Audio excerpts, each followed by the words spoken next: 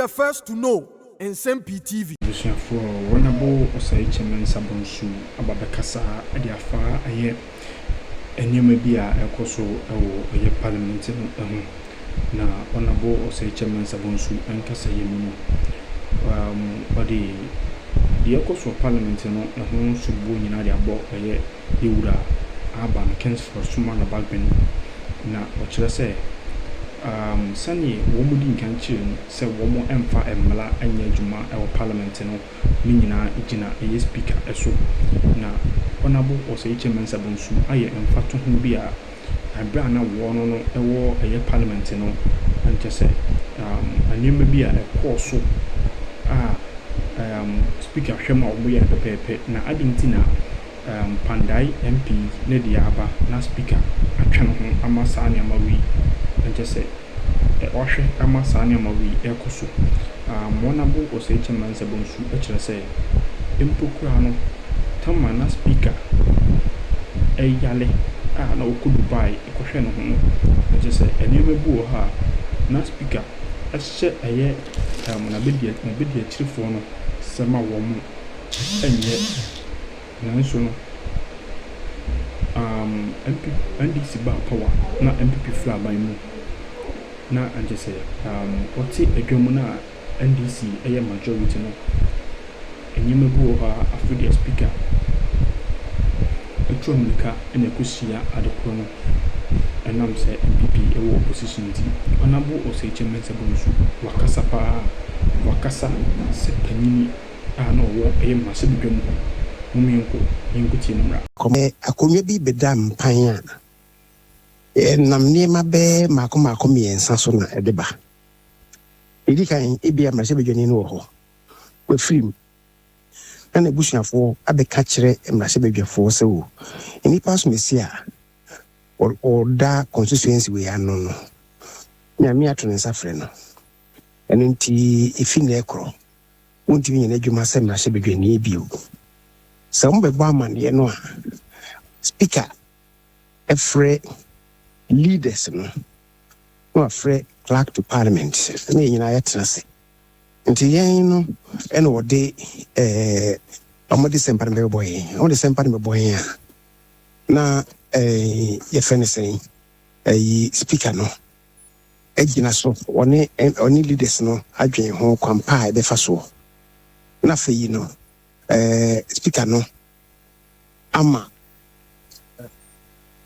na speaker no ama omo akofa ye fenesen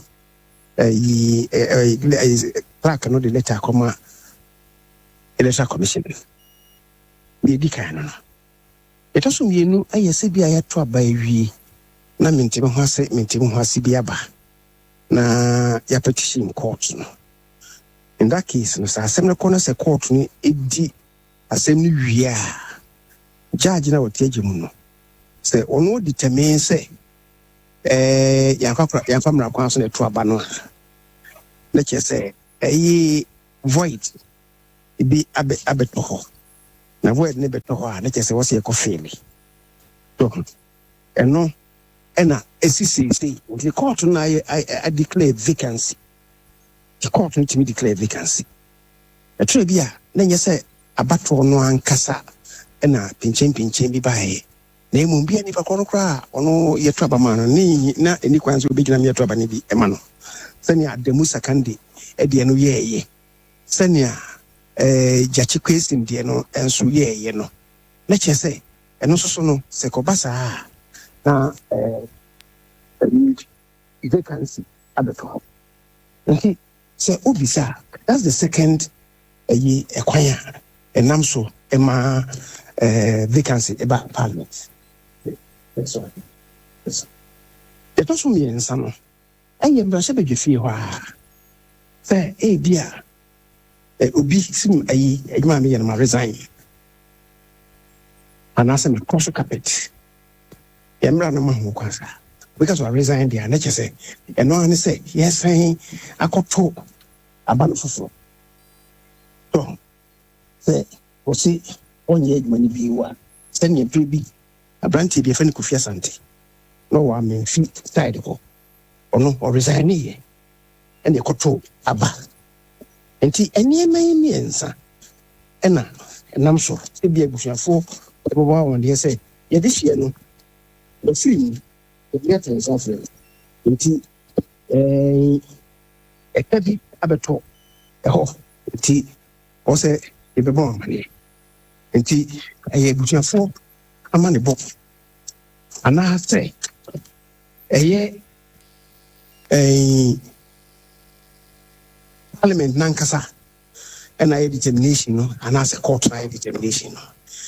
In this particular case, no, court determination, no, that there's a vacancy. And in Nippon, no, 75 home say, Daddy, court no, ebu attentia. Inti may yet appeal processes, no, and in see, inti make it clear, figure 8. No, because I say, a DNA Cynthia my speaker no, a true memory casa. So, come it has some Nippon. Now, we'll share near Sipena. Now, we are not a chicken at the abai. What need bullion, a bua seven. On the servo Parliament on the servo, you know. Or the bread, or the bread. The Clerk of Parliament. Pami. Just a second. I'm just 1 second. All right. Right here on Pure 95.7, we are talking to Honorable Kyei-Mensah-Bonsu, former majority leader in Parliament, former minority leader in the Parliament on the servo, you know. On the bread, the Clerk of Parliament. Clerk or ye custodian of all our documents. Nti also be say wo ayi omo de break Parliament no omo de fa clerk no so. Nti clerk ni bo speaker man ye no say ade no the clerk is the head of the administration, the head of the public service in Parliament. Asem no fa a member of Parliament who are on share clerk ase. Nti ono speaker and also almost 7 and your clerk.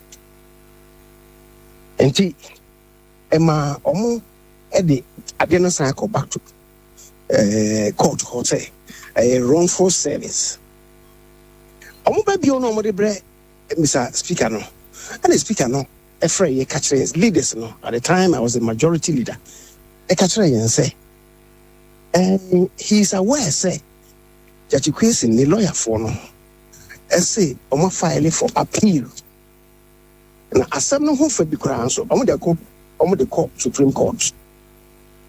So, Intino say it should be Cassia or 2 passes say, Ocaso inform letter commission. I'm quoting the words of the speaker. Or say an irreparable damage will be done to Judge Question. And Oma Catcher no say, one more appeal, no. Ye may hear the appeal process no through. Na isia, ye o say ye be. And the speaker no e too quite. Na o too quite no o catch clerk no say. Only hono. Some of us on the he should refuse service. Afraid the deputy speakers e catch the same thing. Say ma omonye service be am repreno ono oni ho. That is it. And let all be say, ye may insure, and also Nsem-Pii. And also say, why appeal? Now the speaker is aware of our appeal process. No? And the dear Nasa speaker, dear America, this time with dear America, I could share the court process. And immediately communicates, directs the clerk. The clerk in the Letter Commission say, I'm going to go. Again, Nasa. That is the selectivity. Asia, and more Parliament, enhance ye democracy. Now, not just a speaker, no, ya ye mu. Nano M1. Come, assembly, the Tofano. Na, say, Aban say, minority ɛsɛ ɔmo yɛ den.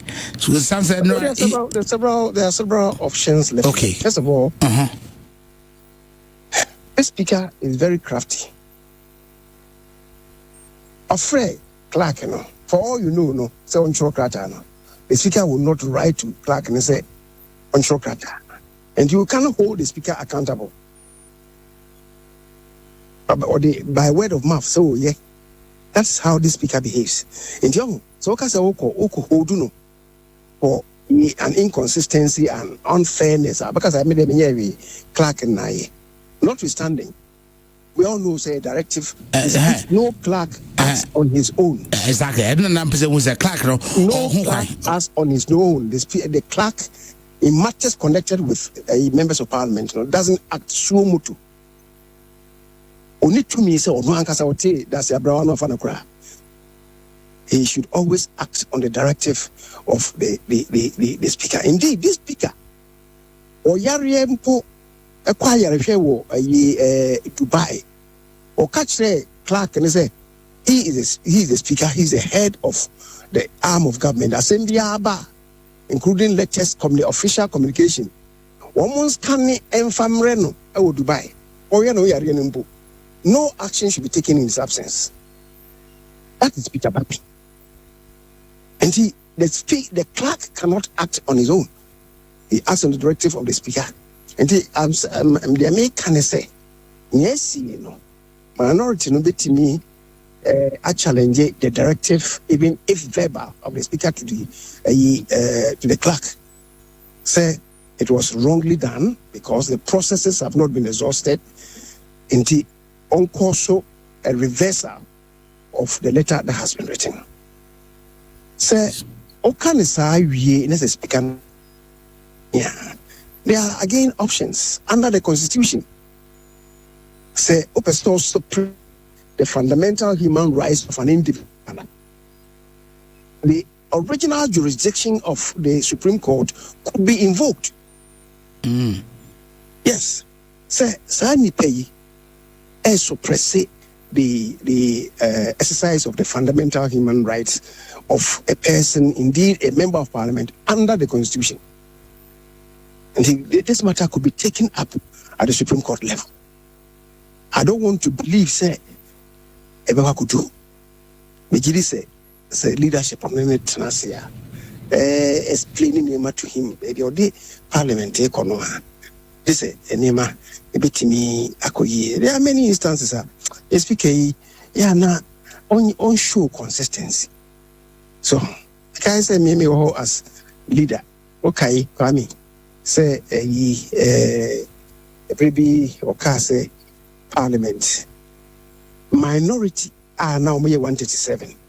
Assuming says I don't know parliament. Now almost 138. Constitution is a take decision be require at least one half of the membership. You don't do here 276, we 137. Here 275, Samre now. Will be 137, only half. And so speaker say, more rejected budget. I mean, you remember, say, this matter happened on a Friday. The next sitting day, you call parliament, as a majority leader, I moved a motion to approve of the budget, disregarding what had happened, purportedly sanctioned by the speaker, said the budget had been rejected. And I'm sorry to say, what they did was unconstitutional, and as far as I'm concerned, nothing has happened. And you call approving budget. I see. Again, you remember, say, your friend is saying, referral be of the conduct of certain members of parliament. Say, or more absent or more from parliament for 15 sitting days. Otherwise, I just for our right. And they can head upon no seminar. Call a whole committee near determination. Send your constitution can say once a determination is made by the committee, and one speaker say company. Now, just say the whole house take a decision. Again, against the obvious provision in the Constitution. And the assembly on say you come and ejai ya nka ho asem e konko ho na parliament e dissolve we. What you say? You remember? Say LGBT in Nsem-Pii and so about ding Emma a speaker a years or playing a life cry. Say he is prepared to lose his life. Say President unsigning LGBT, you know. Emma so for be sorry could hey LGBT. And what's them to say? A member of Parliament, Reverend Dr. Nsem-Pii, no members are on the side and call ye. A revival bill, no, the Parliament. The Speaker is frustrating the prosecution of the bill. The bill, no crano. Initially was say onye. Eventually, oje ye no. Afi bill no hanging. Say bill you be do business. You be your first hearing. You be listening. Na your first reading. Yeah, second reading. Now for your consideration stage. The Speaker who brought pastors to Parliament, LGBT, Asenia, if we are saying a collapsing. Me as the majority leader, I can't say. I don't know more, it was unconstitutional because your constitution, let's say, Adebia ye beye, I bear exactly toll on the consolidated fund, and maybe a beya. You implement about your man, it's a for man for promoting implementation, So I didn't just a free president. And I don't have private members be, and you're unconstitutional because constitution is a on the determination, say, if he considers a bear exactitude, he doesn't consider a bear exactitude, and echo hangy.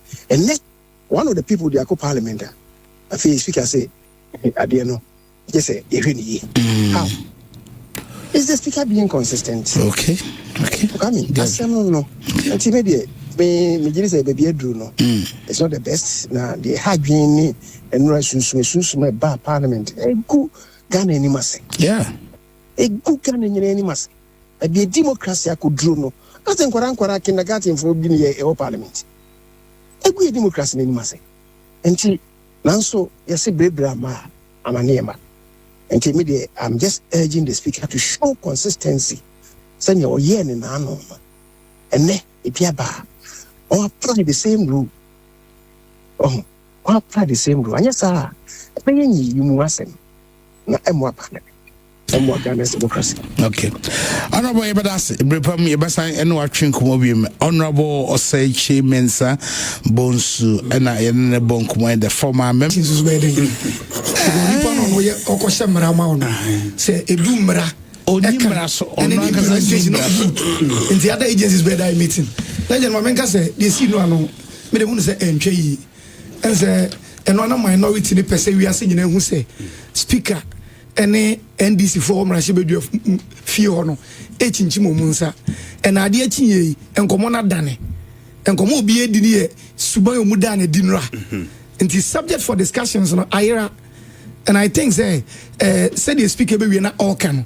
Young condemn me at the NSN and Kyei, MPP, some NDC, some Lienai. Legend, this is not the first time. Genuine Kyei-Mensah Parliamentary Vetting Committee. Asia no mobile vete honorable Parliamentary akando. The Kosians almost say Adiasa, or Matana Sabrinti Yampon, and a quiet so committee channel said there be any precum. And the Yanya Yampon, and Umutimi Ekontokwama, microphones yeseno, and Kunya yeseno, tables yeseno, Nina or Mineka. Legend and Rano, fine. MPP for say honorable Matthew or Winnie Abano, and a court share say, a young to fufro. And I'm Rashibedu Speaker so as a young to electoral commission so money 30 days or me to abafufro. Me dem who is worst case scenario the nanka minority between and come bet me walk out. Upia bontia why a press conference ade achi no what's someone into upia a press conference on the back and wasem that one will be discussed because monitor radio TV there be a kind of behavior they put out there. I go mining in any mass. The legend of the moon is a dear minority and is not the best. And said, okay, Obia home, we honorable members. Now say, yen within the house, yen to me and Kayasem. But I just say, ye the day. Look at, even when proceedings were ongoing, they were chanting. And for me, it's very bad.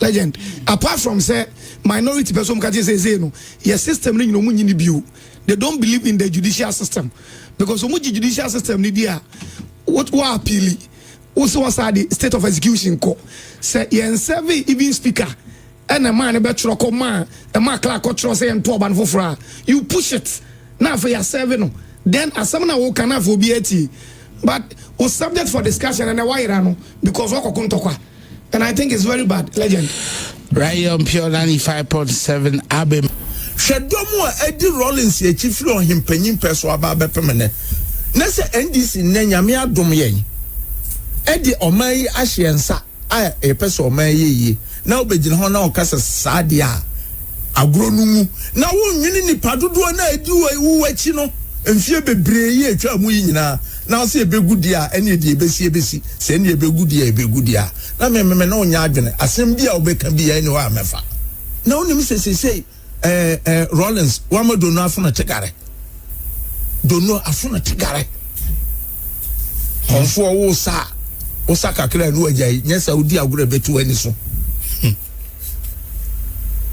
etu ani so a na asema ba nsem na wo de wo ye ni nyina me transfer na me hwe no wo bia ni wa wiase ma maintenance so no siama hwe yenchiri we no emwo o wono kra de no be president no ntimi nchiri